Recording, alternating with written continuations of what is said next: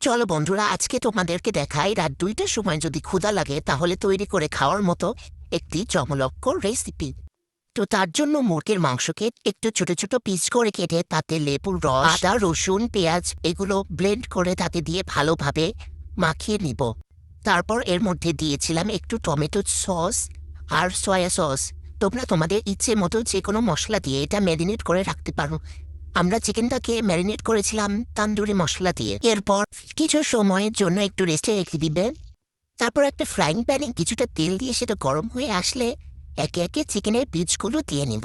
এই যে দেখো, এভাবেও তোমরাও একটা একটা করে সুন্দরভাবে চিকেনগুলো দিয়ে দিবে, ঠিক আছে? তারপর এটা ঢাকা দিয়ে একটু মিডিয়াম আঁচে সুন্দর করে এপিট ওপিট উল্টে ভেজে নিতে হবে। এভাবে চুলাতে কড়াই বসিয়ে ঢাকনা দিয়ে তোমরা আবার আমার মতো ঘুমাতে চলে যেও না। এসে দেখি চিকেনের নিচটা অনেক পুড়ে গেছে। তারপরও ব্যাপার না, খুব বেশি খারাপ না হলেও এটা আমার জন্য হয়ে যাবে আর কি, অন্তত ক্ষুধা মেটানোর মতো।